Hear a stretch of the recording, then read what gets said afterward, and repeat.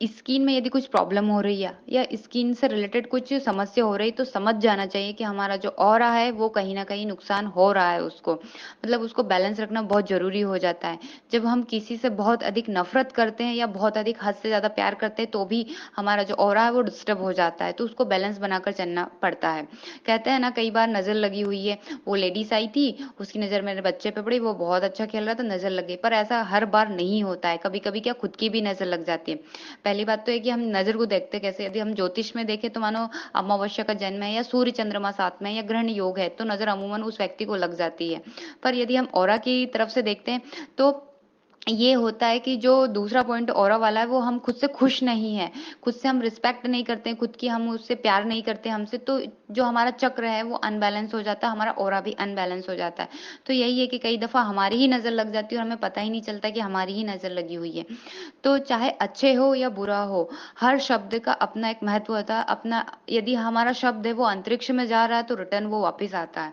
जो आप दे रहे हैं ना, तो वो किसी को जाएगा तो वापस आपके पास उसी गति से दुगना होके आता है। तो इसलिए जब भी आप बोलिएगा, सोच समझ कर बोलिएगा। यदि हम कोई विश मांगते हैं, तो आप देख सकते हैं कि हम चाहे किसी को भी अट्रैक्ट कर सकते हैं, पर कब? जब हमारा ऑरा साफ सुथरा होता है तब। इस ये क्या है? ये वाइब्रेशन और एनर्जी का ही तो खेल है। आप किसी भी प्लांट को बार-बार ऐसा बोलिए कि ये तो बहुत बुरा लगता है, ये पौधा मेरे को बुरा लगता है, उसके पास आके रोज़ बोलिए, तो वो एक दिन है ना अपने आप खत्म हो जाएगा। उसको आपको काटने-पीटने की ज़रूरत नहीं पड़ेगी। कहते हैं ना, जो जैसा सोचता है वो वैसा उसको मिल जाता है। बहुत सारे लोगों को ऐसा होता है कि विश पूरी हो जाती है, तो कब? जब आपका ऑरा बैलेंस होता हो तब। हमारे शब्दों का जो खेल है, यदि हम उसको अच्छे से रखते हैं, उसको कोसते नहीं, तो वैसा ही वाइब्रेशन और एनर्जी क्रिएट होती है। नमस्कार दोस्तों, मैं प्रज्ञा आपका हार्दिक स्वागत करती हूँ अपने प्रोग्राम में। दोस्तों, ये मेरा व्हाट्सएप नंबर, यदि किसी को भी कुंडली से रिलेटेड जानकारी चाहिए, कुंडली बनवाना हो, तो आप इस पे संपर्क कर सकते हैं और इसके चार्जेस हैं। और यदि मेरा प्रोग्राम आपको अच्छा लग रहा है, तो लाइक करें, शेयर करें, प्लीज़ सब्सक्राइब ज़रूर करें। आपने देखा होगा कि हर एक जो वस्तु है, पेड़-पौधे हैं, मनुष्य है, सबकी एक ऑरा होता है और उनकी एनर्जी होती है। हर वस्तु का, अलमारी हो, सोफ़ा हो, पेड़-पौधे, इन सभी का हो रहता है। हम बाहरी रूप से साफ-सफाई करते हैं, तो वो क्या कर रहे हैं हम? और इंटरनल 2 टाइप से होती है, एक्सटर्नल और इंटरनल। तो यदि हम इंटरनल सेट कर लेते हैं, जैसे हमारी अलमारी है, उसको हम साफ-सुथरा रखते हैं, कपड़े सब व्यवस्थित रखते हैं, तो वो हो गए आंतरिक रूप से साफ व्यवस्थित है। और यदि हम, हमारी गाड़ी की सर्विसिंग होती है, आप वैसे भी देख सकते हैं। और यदि इंटरनल सेट है और यदि हम बाहरी रूप से उसको कुछ बोलेंगे ना, कि जैसे ये तो यार बहुत पुरानी हो गई ये अलमारी, कितनी गंदी लगती है, पर उसको कोई इफ़ेक्ट नहीं होगा। क्यों? क्योंकि वो अंदर से साफ-सुथरी रखी हुई है।